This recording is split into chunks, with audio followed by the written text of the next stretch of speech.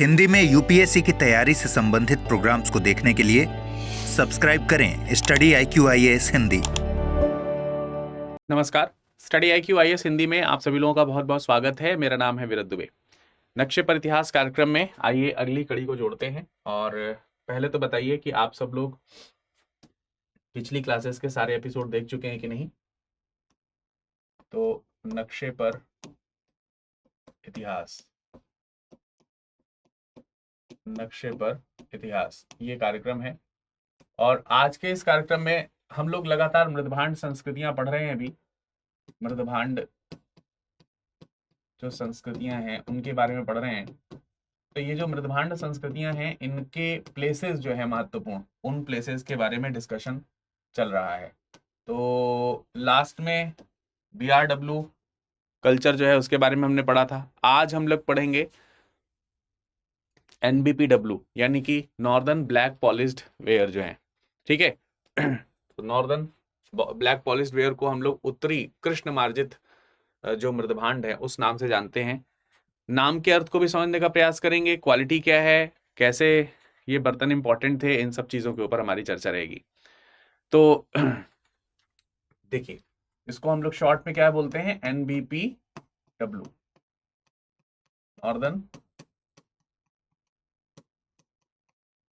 Black painted ware.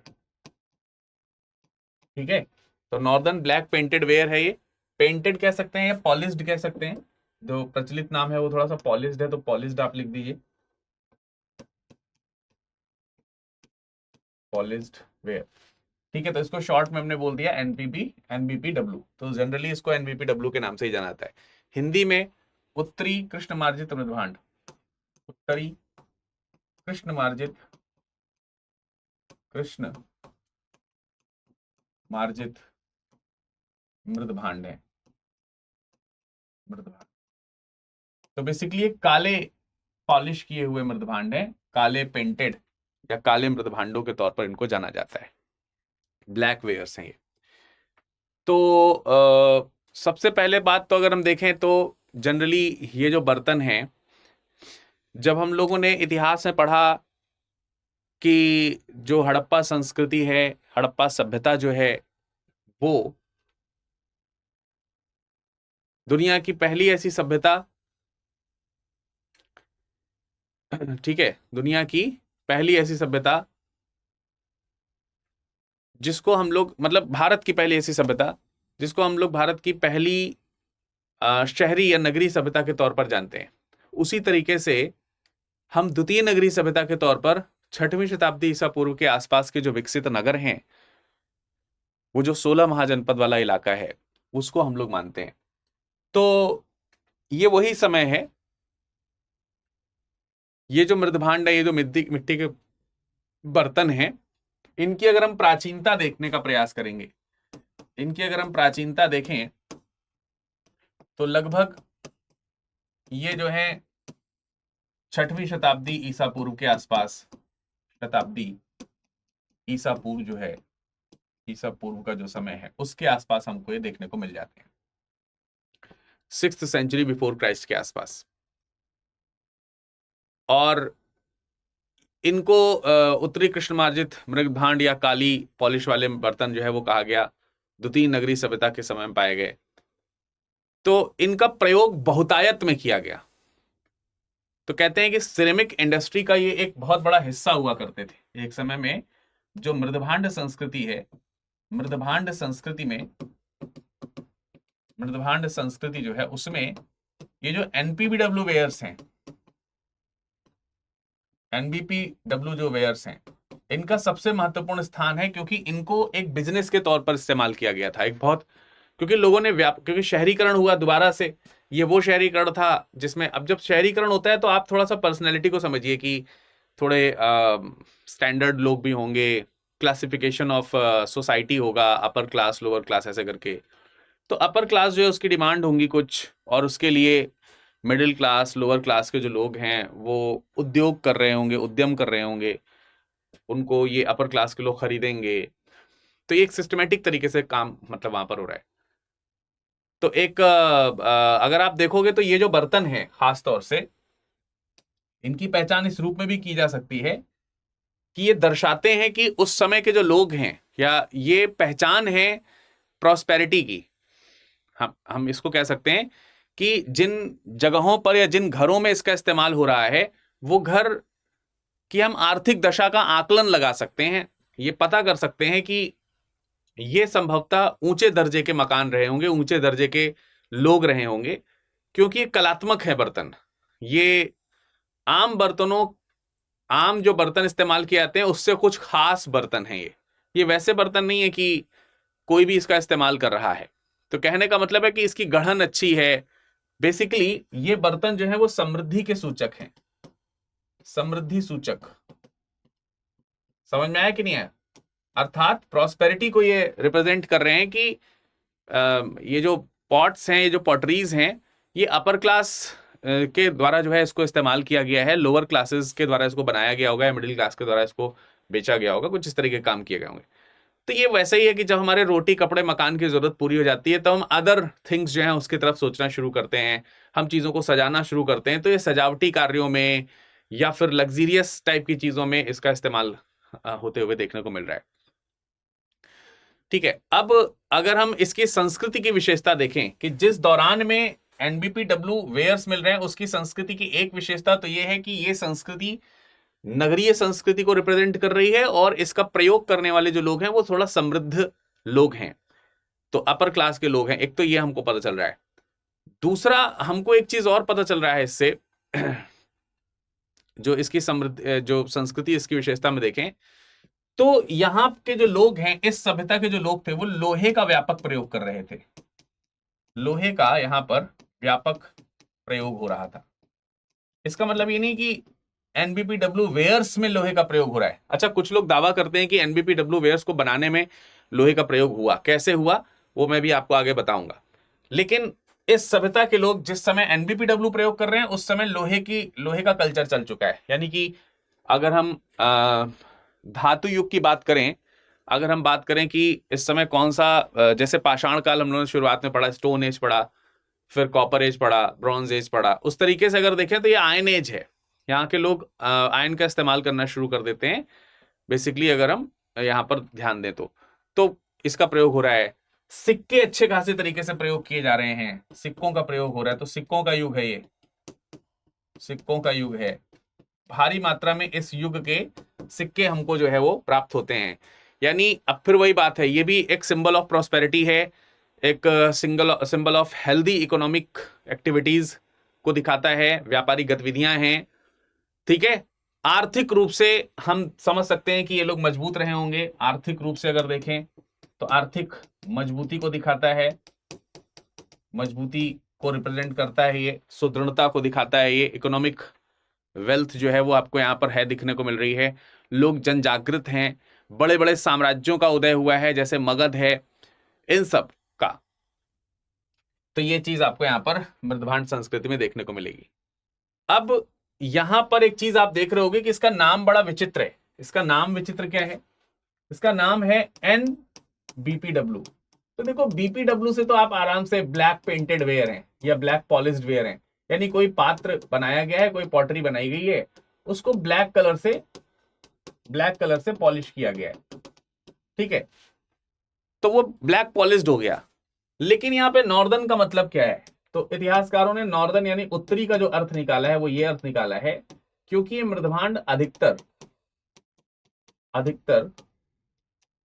ये मृदभांड जो है वो उत्तर भारत में पाए गए, उत्तर भारत में पाए गए, भारत के उत्तरी हिस्से में। इसलिए इसको शुरुआत में अगर आप देखोगे ना तो जो बर्तन मिले हैं वो नॉर्दर्न गैंगजेटिक प्लान जो है, गंगा घाटी जो है, वहां पर आपको ज्यादा देखने को मिले। तो जब मिलने शुरू हुए तो लोगों ने इसको नॉर्दर्न ब्लैक पेंटेड वेयर कह दिया। तो जो बर्तन मिले, एक तो वो उत्तर भारत में मिले, ऊपर से काले रंग से वो मतलब काले रंग के बर्तन मिले, इसलिए इनका नाम उत्तरी काले मृदभांड हो गया। लेकिन बाद में जिस कल्चर में ये एनबीपीडब्ल्यू मिल रहा था, उसी कल्चर में उसी समय के मृदभांड जो हैं, जो काले मृदभांड थे, सेम वैसे ही मृदभांड केवल उत्तर भारत में नहीं, भारत के अन्य हिस्सों में भी मिलने शुरू हुए। जैसे नॉर्थ वेस्ट में, नॉर्थ ईस्ट में हम कह सकते हैं कि ईस्टर्न जो गैंजेटिक प्लान है, जहां पे बंगाल तक अगर आप चले जाएं, उड़ीसा तक अगर आप चले जाएं, तो वहां तक भी देखने को मिल रहे हैं। फिर ये मध्य भारत में भी मिले, फिर ये दक्षिण भारत में भी सेम तरीके के काले मृदभांड मिल रहे हैं। तो फिर ये हुआ कि यार ये फिर नामकरण तो हो गया काले मृदभांड, नामकरण तो हो गया उत्तरी काले मृदभांड, लेकिन उत्तर के अलावा वो अन्य जगहों पर भी मिलने शुरू हुए। सो एक बार यही होता है ना कि नाम हम रख लेते हैं, बाद में कैरेक्टरिस्टिक्स जो है वो चेंज होते हैं, तब भी हम नाम वही चला रहे होते हैं जो पहली बार रखा जाता है। तो इससे आपको परेशान नहीं होना है कि यार काले मृदभांड केवल काले ही नहीं थे, कई जगहों पर गुलाबी, कई जगहों पर डार्क ब्राउन, कई जगहों पर ब्राउन, लाल, इस तरीके के बर्तन भी आपको देखने को मिलते हैं। But most of the cases हम इसको काले रंग से, शुरुआत में काले रंग के ही मिले, इसलिए हमने ब्लैक पेंटेड या ब्लैक पॉलिश वेयर कह दिया। तो दोनों चीजें हो गई कि रंग भी जो है वो अन्य रंग के मिल रहे हैं, और स्थान भी जो है वो अन्य स्थानों पे मिल रहे हैं। तो वास्तविक रूप में नॉर्दर्न ब्लैक पेंटेड में ना एन का बहुत ज्यादा इंपॉर्टेंस रहा, ना बी का बहुत ज्यादा इंपॉर्टेंस रहा। बट शुरुआत में हमने एन और बी दोनों को रख दिया था कि उत्तर में मिले हैं और काले मिले हैं, इसलिए उत्तरी काले मृदभांड हो गए। लेकिन न सिर्फ ये उत्तर में ही मिले और न सिर्फ ये काले रंग के ही मिले, बल्कि उत्तर के अलावा कई सारे अन्य क्षेत्रों में, बल्कि काले रंग के अलावा कई अन्य रंगों में भी ये मिले। इसलिए इसको किसी भी रंग में देखा जा सकता है, किसी भी जगह पर देखा जा सकता है। हालांकि इतिहासकारों ने यह भी कहा कि भाई इसके नाम बदल दिया जाना चाहिए, अब ये NBPW मत रखा जाए, इसका नाम कुछ और रखा जाए। लेकिन फिर यही हुआ कि यार नाम चेंज करने से क्या ही फर्क पड़ता है, प्रॉपर्टीज तो हम लोग पढ़े रहे हैं, NBPW पढ़ा रहने दो, कोई दिक्कत नहीं। तो ये पढ़ा रहा है इसी तरीके से।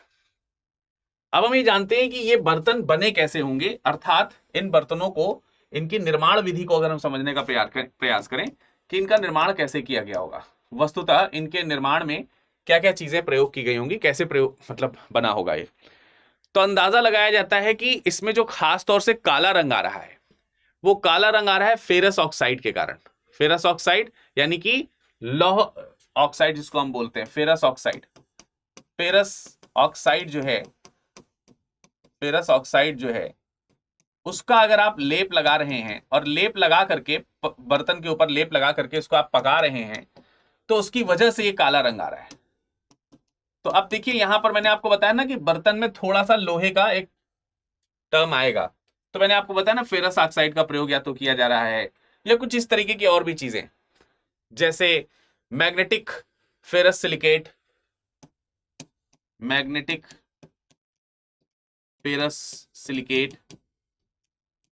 सिलिकेट का प्रयोग किया गया, कुछ इतिहासकारों ने यह भी बताया। तो ऐसे करके इवन कुछ इतिहासकारों ने बताया कि भाई इसमें विशेष प्रकार की मिट्टी का प्रयोग किया गया है, जिसको विशेष टेम्परेचर पे पकाया गया, और काफी ज्यादा अच्छी चिकनी मिट्टी है, गूथा अच्छे से गया है इसको, उसके बाद बर्तन बनाए गए, जिससे पकने के बाद इसमें चमकदार काला रंग जो है वो खुद ही उत्पन्न हो रहा है।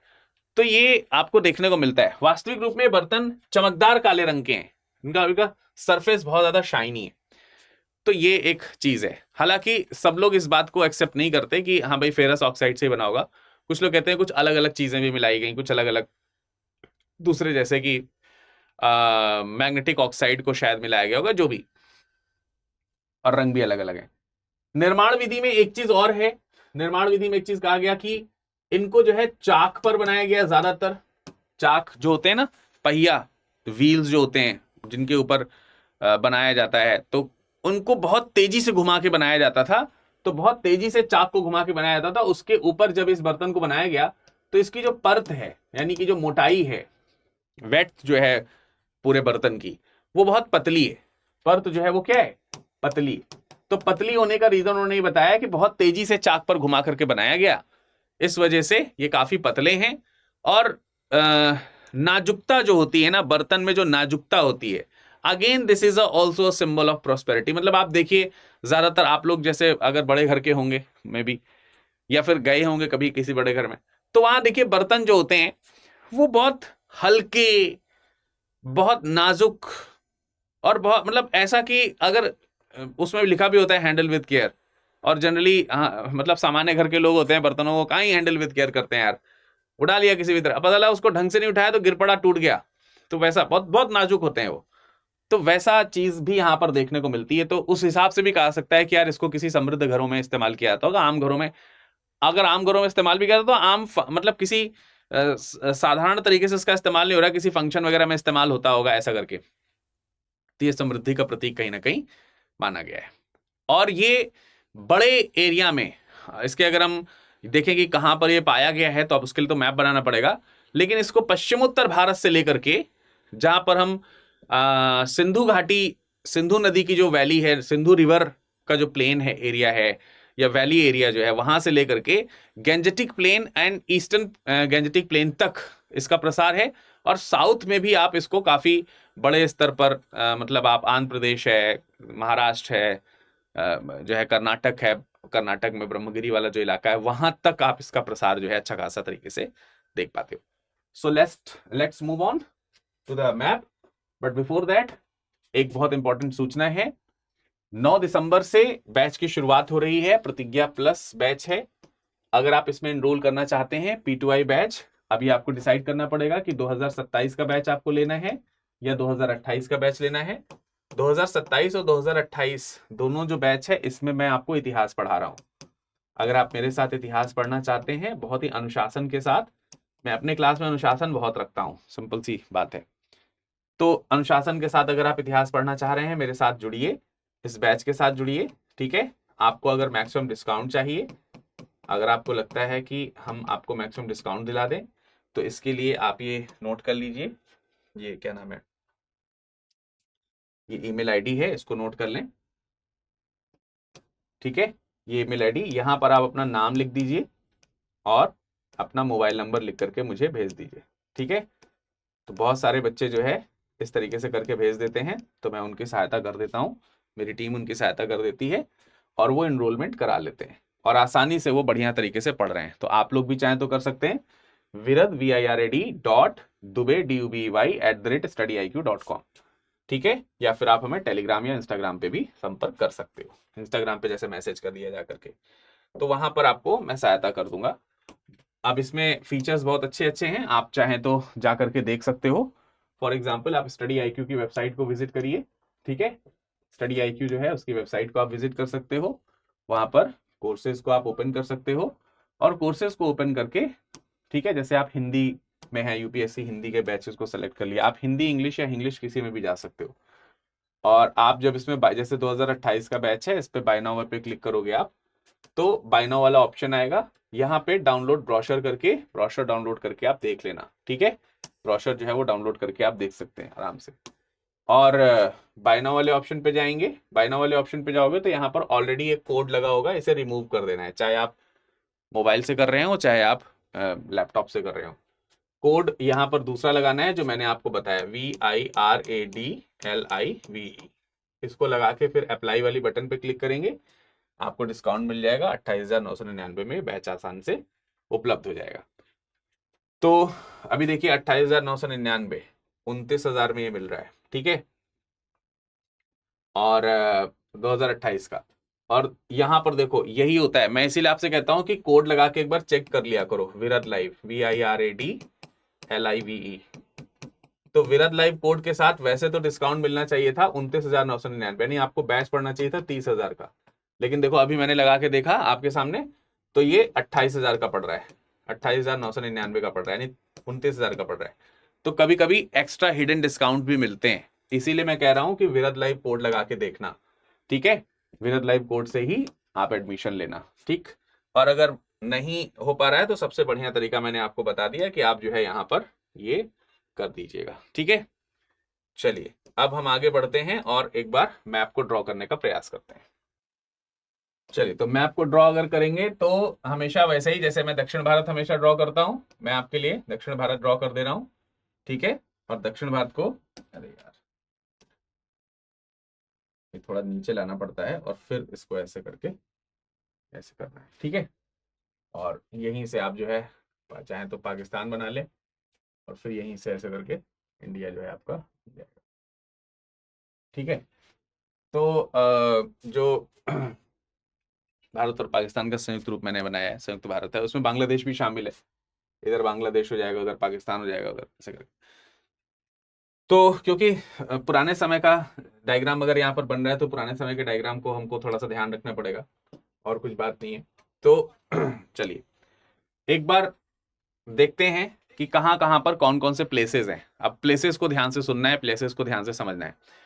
भारत, पाकिस्तान, बांग्लादेश, अफगानिस्तान, हर जगह को हम लोग यहाँ पर देखने का प्रयास करेंगे और हर जगह को समझने का प्रयास करेंगे। जैसे अगर हम यहाँ पर दो खास जगहों की बात करें, कांधार और बेग्राम, तो कांधार और बेग्राम दो ऐसी जगहें हैं जो ये आपका अफगानिस्तान के एरिया में पड़ेंगे। जैसे ये पाकिस्तान का एरिया है सपोज दैट, तो इसमें कांधार एकदम पश्चिम की तरफ पड़ेगा और बेग्राम जो है वो थोड़ा नॉर्दर्न प्लेस में है।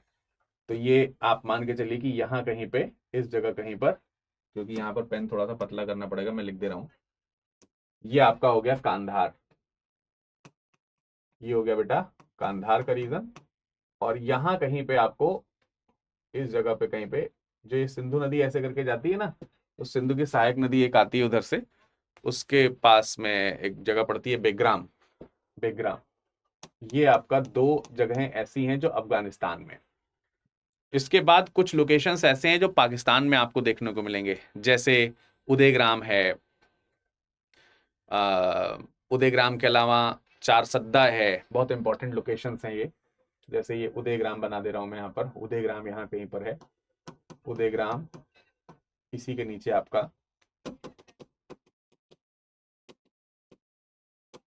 यहाँ पे मैं उदयग्राम लिख दे रहा हूँ, उदयग्राम। यहाँ पे आपका हो जाएगा चारसद्दा,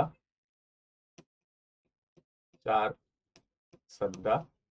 और इसी के नीचे यहाँ कहीं पर एक जगह बहुत ही फेमस आप लोगों ने सुनी होगी, तक्षशिला, सबने सुना होगा। ठीक है, तक्षशिला मतलब अगर आप देखोगे तो काफी करीब है, भारत की सीमा के पास में है, इधर कहीं पर है। अगर आप देखोगे तो इस जगह पे कहीं पर तक्षशिला, तक्षशिला। तो ये उदयग्राम, चारसद्दा, तक्षशिला, ये तीन लोकेशंस जो हैं आपकी पाकिस्तान की बहुत इंपॉर्टेंट लोकेशंस में से एक है। तो ये आपको देखने को मिलेगा, ये ध्यान रखना है। अगर हम थोड़ा सा आउटर एरियाज में जाते हैं तो आपने कई बार मेरे मुंह से सुना होगा, नेपाल में एक जगह पड़ती है तिलौरा कोट। तिलौरा कोट जगह सुनिए, तिलौरा कोट। तो तिलौरा कोट नेपाल वाला जो ये इलाका है तकरीबन यहाँ कहीं पर पड़ता है, इस जगह पर। ये आपका जगह है तिलौरा, तिलौरा कोट। ये हो गया आपका नेपाल का इलाका। तो पाकिस्तान, अफगानिस्तान और नेपाल अलग अलग मैंने आपको बता दिया। अफगानिस्तान का आप लिख लीजिएगा, अफगानिस्तान की जगह कौन सी है वो लिख लीजिएगा, पाकिस्तान की जगह कौन सी है वो लिख लीजिएगा, और नेपाल की जगह कौन सी है वो आप लिख सकते हैं। यहां पर एनबीपीडब्ल्यू वेयर्स मिले हैं, तो सबसे ज्यादा जो आपको वेयर्स देखने को मिलते हैं वो गंगा घाटी में देखने को मिलते हैं। सर्वाधिक जो आपको देखने को मिलेंगे वो बेटे कहां देखने को मिलेंगे, वो आपको गंगा वैली में, गंगा घाटी वाला जो इलाका है वहां पर देखने को मिलेगा। और इसमें भी अगर आप जैसे मान के चलिए कि सपोज ये गंगा घाटी है, ये गंगा नदी सपोज दैट यहां से आ रही है, तो इस तरीके से गंगा यमुना को अगर हमने यहां पर बनाया, ठीक है, तो इनमें भी अगर आप देखोगे तो कई सारे इंपॉर्टेंट लोकेशंस हमको देखने को मिलेंगे, बहुत बहुत इंपॉर्टेंट लोकेशंस देखने को मिलेंगे। जैसे आपने जगह सुनी होगी हस्तिनापुर, है ना, महाभारत समय पे आपने हस्तिनापुर जगह सुनी सुनी होगी एकदम। तो यहाँ कहीं पे आपको हस्तिनापुर देखने को मिल जाएगा। हस्तिना, सुना है ना ये सब नाम, सब लोगों ने, इंपॉर्टेंट नाम है, सुने होंगे, 100% सबने सुने होंगे। तो हस्तिनापुर है। हस्तिनापुर से थोड़ा सा नीचे आप चलेंगे तो आपको आलमगीरपुर एक जगह देखनी पड़ेगी, जो यमुना नदी है उसके पूर्वी हिस्से में आपको आलमगीरपुर देखने को मिलता है। यहाँ कहीं पे आपका आलमगीरपुर है, आलमगीरपुर। आलमगीरपुर से थोड़ा सा नीचे आएंगे तो आपको एक जगह देखने को मिलेगी जखेड़ा। ठीक है, आलमगीरपुर से थोड़ा सा नीचे आएंगे तो आपको एक जगह देखने को मिलेगी जखेड़ा यहाँ पर। तो मान लेते हैं यहाँ पर ये जखेड़ा है। और जखेड़ा से एकदम जरा सा नीचे आएंगे तो बहुत ही पुराना और ऐतिहासिक जगह मिलती है अतरंजी खेड़ा। सुना है सबने अतरंजी खेड़ा? तो यहाँ पर कहीं पर मान के चलिए ये जो लोकेशन है ये आपकी अतरंजी खेड़ा की लोकेशन है। अतरंजी खेड़ा, तो ये लोकेशन हो गया बेटा अतरंजी खेड़ा। जखेड़ा हो गया, अतरंजी खेड़ा हो गया, इंपॉर्टेंट लोकेशन है। फिर बाकी आप जानते ही हैं, मथुरा है, सोंख है। कई बार आप लोगों ने मथुरा और सोंख का नाम सुने होंगे सब लोगों ने, है ना? तो वो भी सब आपको कहाँ देखने को मिलेगा? ये सब यमुना नदी के किनारे आपको मथुरा है, सोंख है, ठीक है। यहाँ कहीं पर इन ये जो लोकेशन है इन जगहों पर अगर आप देखोगे तो मथुरा, सोंख, ये भी जो है आपका क्या हो गया, NBPW वेयर्स का इंपॉर्टेंट लोकेशन हो गया।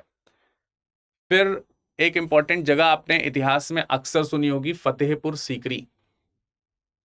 फतेहपुर सीकरी जगह सुनी होगी, तो यहीं पर कहीं पर फतेहपुर सीकरी हो गया। फतेहपुर सीकरी। ये अगर जगह आपके पास में ना हो तो आप केवल सीकरी लिख सकते हो, ठीक है। जगह नहीं होगी तो आप वहां पे केवल क्या लिख सकते हो, केवल सीकरी लिख सकते हो। इसके अलावा यहां कहीं पे एक जगह आपको मिलेगी काम्पिल्य। काम्पिल्य वही फर्रुखाबाद वाला जो इलाका है वो आपका काम्पिल्य वाला इलाका हो जाता है, ठीक है। काम्पिल्य के बाद अगर आप देखोगे तो एक जगह पड़ती है कन्नौज। इंपॉर्टेंट लोकेशन है।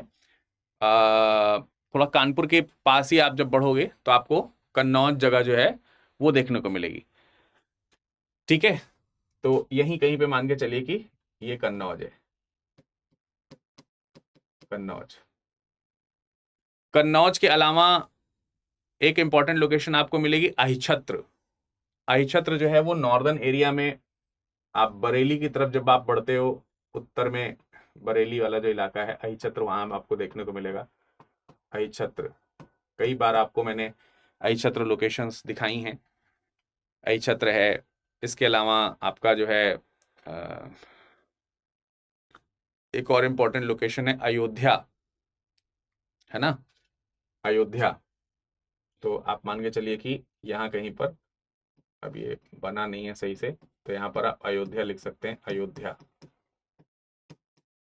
एकदम, ठीक है। उधर से सरयू नदी आकर के गंगा में मिलती है, तो वो अयोध्या हो गई। तो ये इंपॉर्टेंट लोकेशंस हमको देखने को मिलेंगे। इसके अलावा और अगर आप देखोगे तो एक जगह पड़ती है श्रावस्ती। श्रावस्ती भी काफी इंपॉर्टेंट लोकेशन है, तकरीबन यहाँ कहीं आपको देखने को मिलेगा श्रावस्ती। हाँ, श्रावस्ती भी इंपॉर्टेंट जगह है। पूरब की तरफ और जैसे जैसे आप बढ़ोगे, जैसे जैसे पूर्वी हिस्से में आप बढ़ने लगोगे, क्या नाम है, बिहार की तरफ जब आप बढ़ना शुरू करोगे तो बिहार की जगह आपको बक्सर देखने को मिलेगा, सेनुवार जगह आपको देखने को मिलेगी। तो बक्सर और सेनुवार ये भी बहुत फेमस जगह हैं, है ना, बक्सर और सेनुवार।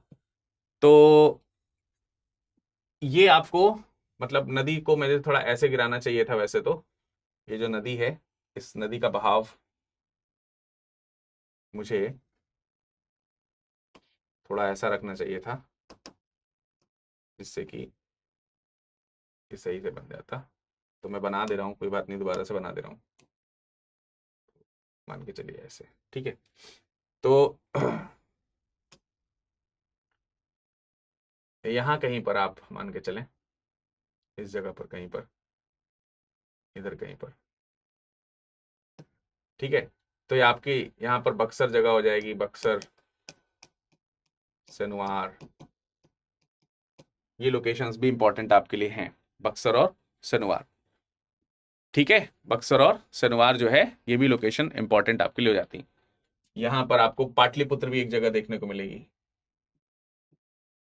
पाटलिपुत्र। पाटलिपुत्र महत्वपूर्ण जगह है, पाटलिपुत्र। पूरब की तरफ चलेंगे तो आपको बंगाल में दो लोकेशंस इंपॉर्टेंट याद रखनी है, एक बानगढ़ याद रखनी है, बानगढ़, और एक है चंद्रकेतुगढ़। तो बानगढ़ और चंद्रकेतुगढ़ दोनों इंपॉर्टेंट लोकेशन है। यहां कहीं पे आपको बानगढ़ देखने को मिलेगा, बानगढ़, ठीक है। और यहां कहीं पर आपको, इस जगह पर कहीं पर आपको चंद्रकेतुगढ़,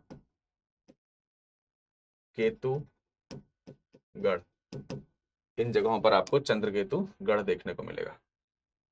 तो बानगढ़, इसका कलर मैं चेंज कर देता हूं, इसका कलर। उसके बाद चंद्रकेतुगढ़ है, चंद्रकेतुगढ़, ठीक है। बक्सर, बक्सर, पाटलिपुत्र, सिनवार,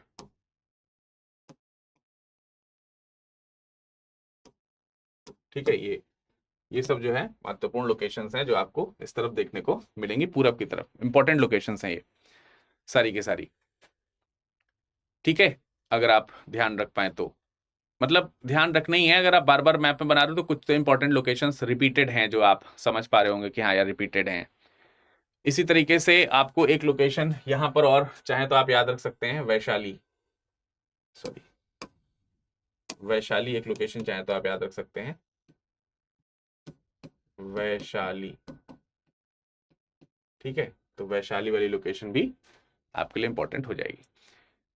और थोड़ा सा दक्षिण में आएंगे, उड़ीसा की तरफ, दक्षिण क्या पूरब का इलाका है बेसिकली वो, तो वहां पर आपको मिलेगा शिशुपालगढ़। तो इस जगह कहीं पर, यहां कहीं पर आपको मिलेगा शिशुपालगढ़, शिशुपाल, शिशुपालगढ़। इसको तो मैंने लाल कर दिया था, ये कैसे नीला रह गया, ठीक है। शिशुपालगढ़ ये लोकेशन आपको यहाँ पर देखने को मिलेगी। तो ये गंगा घाटी में आप देख रहे हैं बहुत सारे लोकेशंस आपको यहाँ पर देखने को मिल रही, बहुत बहुत सारी। इसी तरीके से उत्तर में अगर आप देखोगे तो उत्तर में आपका यहां पर एक जगह हो जाएगा रोपड़, रोपड़ जो पंजाब वाला इलाका है। तो यहां कहीं पर रोपड़,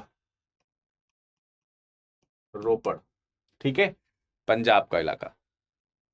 हरियाणा में इस जगह पे कहीं पे आ जाओगे तो आपको हरियाणा में एक जगह मिलेगी पानीपत, पानीपत। तो ये भी लोकेशन है इंपॉर्टेंट, ठीक है। फिर जहां पे मथुरा लिख दिया है मैंने, अगर इसी जगह पे जहां पे मथुरा लिख दिया है इससे पूरब की तरफ आएंगे, यहाँ पे कहीं पे, इस जगह पर, इस जगह पर कहीं पर आएंगे तो ये जगह है नोह, ये जगह है नोह, भरतपुर वाला जो इलाका है। यहां पर भी आपको एनबीपीडब्ल्यू देखने को मिलेगा। तो ऐसे इलाके आपको यहां पर देखने को मिल रहे हैं। अब यानी अब यहां से थोड़ा सा पश्चिम की तरफ चलें और दक्षिण की तरफ बढ़ने का प्रयास करें तो कुछ और इंपॉर्टेंट लोकेशंस भी आपको मिलेंगी, जैसे ये आपका एरण वाला जो इलाका है, जो मध्य प्रदेश वाला जो इलाका है, वहां की तरफ अगर हम चले, मध्य प्रदेश में आपका जो है एक बहुत ही इंपॉर्टेंट है, एरण है। आपने आवरा का शायद नाम सुना हो, या फिर आवरा नहीं भी सुना होगा, मंदसौर जगह पड़ती है, मंदसौर का नाम सुना होगा, तो वो है, ठीक है। तो यहां कहीं पर आपका आवरा लोकेशन पड़ेगा, ठीक है। यहां पे मैं आवरा बना दे रहा हूं, ये आवरा हो गया, आवरा।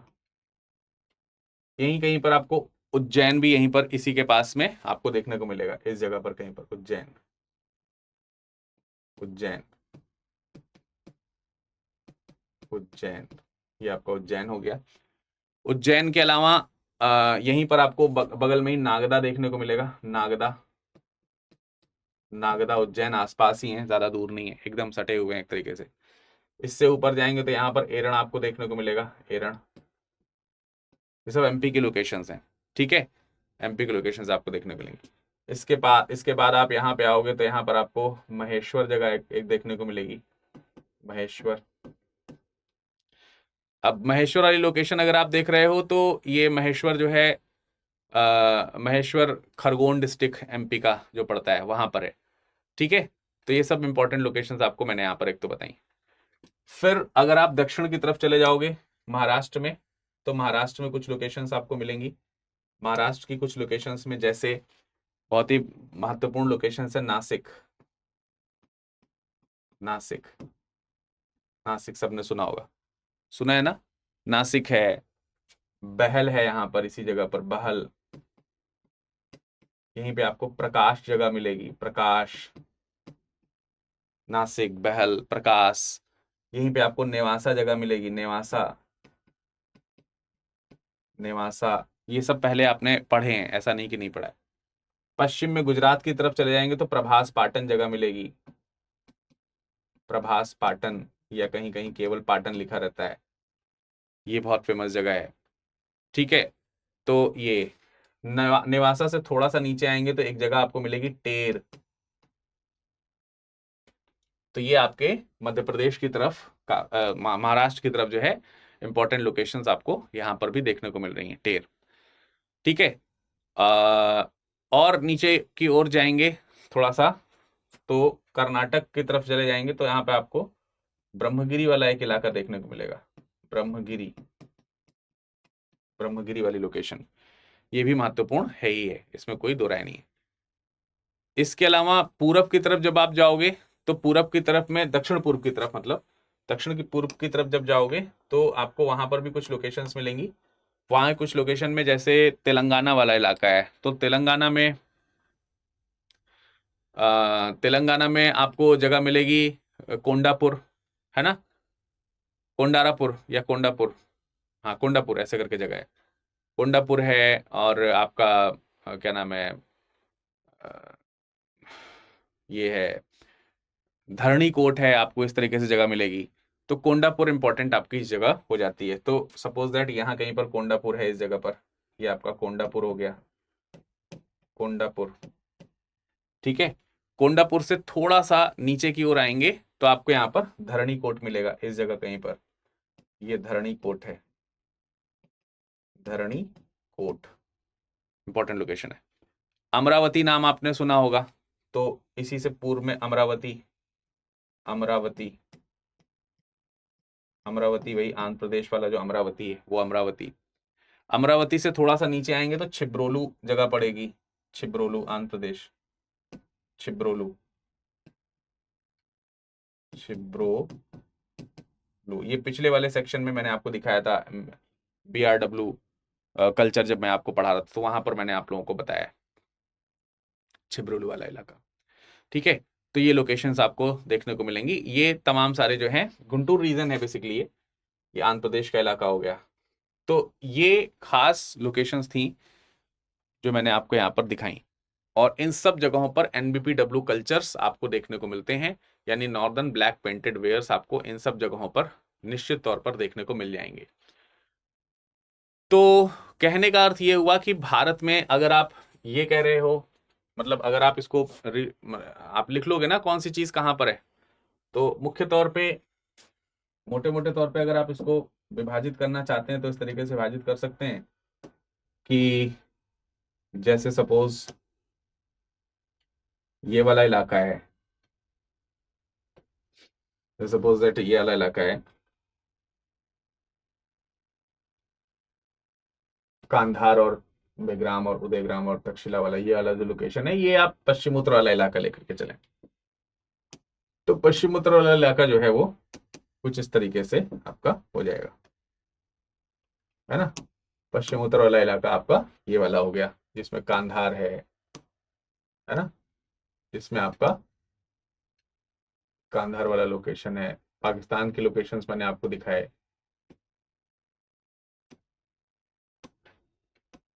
ये वाले लोकेशंस। तो ये आपका नॉर्थ वेस्ट रीजन हो गया।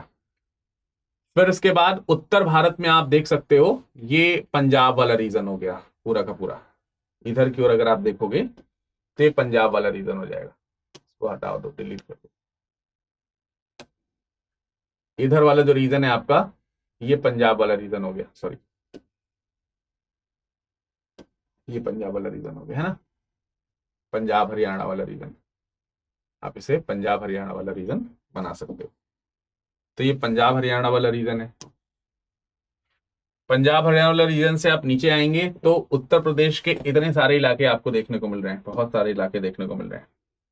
तो यहाँ पे आप चले जाइए, तो आप देखिए ये पूरा का पूरा इलाका जो है आपको ये उत्तर प्रदेश का देखने को मिल रहा है। उत्तर प्रदेश उत्तराखंड एक साथ कर दे रहा हूँ मैं, उत्तर प्रदेश उत्तराखंड एक साथ कर दे रहा हूँ, तो मतलब ये जो इलाका है,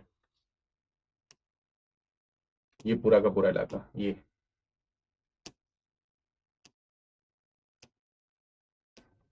है ना, तरंजी खेड़ा, जखेड़ा, फलाना ठिकाना, ये वो, ये सारे के सारे लोकेशंस आप देखो बड़े से बड़े स्तर पर।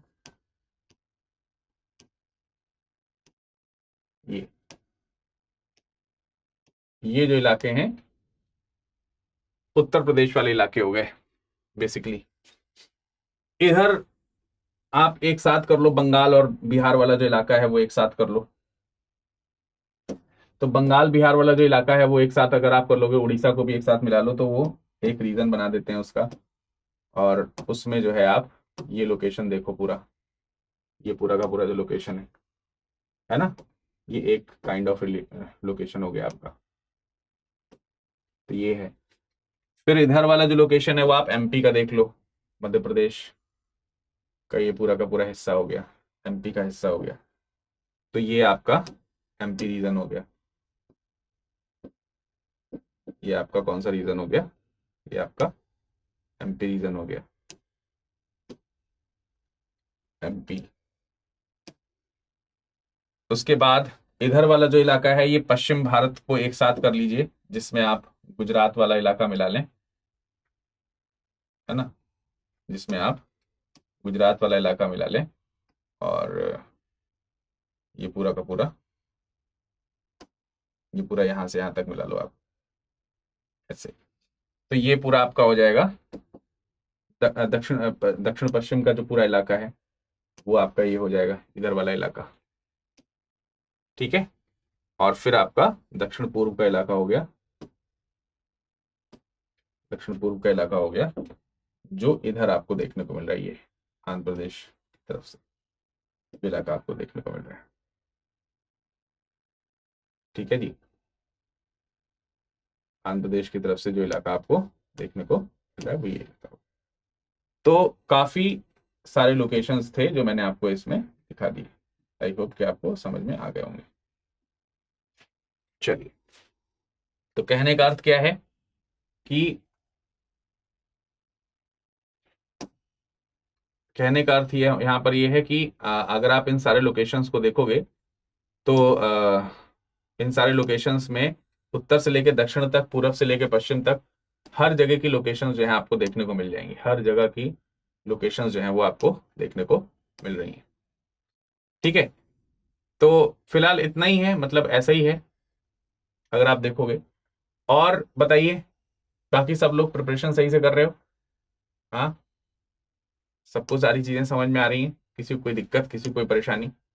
इसके बाद हमारा जो ये जो कल्चर है, मतलब जो इस तरीके के कल्चर हैं, वो कल्चर समाप्त हो जाएंगे। जो पॉटरी कल्चर्स हैं वो पॉटरी कल्चर्स जो हैं वो खत्म हो जाएंगे।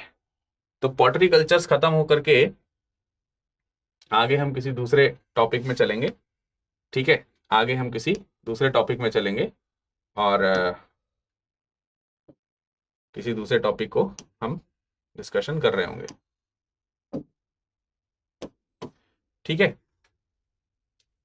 तो मिलते हैं फिर किसी दूसरे प्रयास में, किसी दूसरे टॉपिक में। आप लोग अपना ख्याल रखिएगा। एनबीपीडब्ल्यू कल्चर हो गया, पीजीडब्ल्यू कल्चर हो गया। पीजीडब्ल्यू कल्चर हो गया कि नहीं हो गया? आई थिंक कि पीजीडब्ल्यू कल्चर भी हो गया। नहीं हुआ होगा तो मैं देख लूंगा। अगर पीजीडब्ल्यू कल्चर नहीं हुआ है तो पीजीडब्ल्यू कल्चर के ऊपर भी एक क्लास ले लूंगा। एनबीपीडब्ल्यू कल्चर भी हो गया, ठीक है। और black and red ware culture जो है वो भी हो गया। तो रेड वेयर्स भी हो गए। तो इस तरीके के तीनों चारों कल्चर जो हैं वो सारे हमने यहाँ पर पढ़े हैं। अब आगे जो है हम लोग दूसरी संस्कृति के ऊपर डिस्कशन करेंगे। बाकी आप लोग मैप बनाना सीखिए। एक बार जाते जाते मैं फिर आपको बता देना चाहता हूँ कि भाई सबसे पहले तो ये है इंस्टाग्राम है, टेलीग्राम है, इसको स्कैन करके जुड़ जाइए। पीडीएफ आपको यहाँ पर मिल जाएगी टेलीग्राम में। पिछली कुछ लेक्चर्स की पीडीएफ नहीं मिली है, मैं सारी एक साथ डाल दूंगा। इंस्टाग्राम जो है इस पर आप जुड़ जाइए, ठीक है। ये स्कैन कर लीजिए या फिर विरद लाइव खोज लीजिए, आपको आसानी से मिल जाऊंगा। और अगर किसी को एडमिशन लेना है तो भाई मेरे को या तो इंस्टाग्राम में या फिर ईमेल पर अपना नाम और मोबाइल नंबर और कौन से ईयर को आप टारगेट कर रहे हो वो ईयर लिख करके भेज दो, ठीक है, मैं आपको सहायता कर दूंगा। और 2026 27 या 28 में से जो भी बैच आपको सेलेक्ट करना है, ध्यान रखिए 9 दिसंबर से क्लासेस शुरू होने वाली हैं, एकदम बेहतरीन, ठीक है। मैं उसमें आपको इतिहास पढ़ाने वाला हूँ, तो मेरे साथ जुड़िए, मेरा टाइप कोड यूज कीजिए विद लाइव। मिलते हैं बैचेस में, ठीक है, अपना ख्याल रखिएगा, शुक्रिया। हिंदी में यूपीएससी की तैयारी से संबंधित प्रोग्राम्स को देखने के लिए सब्सक्राइब करें स्टडी IQ IAS हिंदी।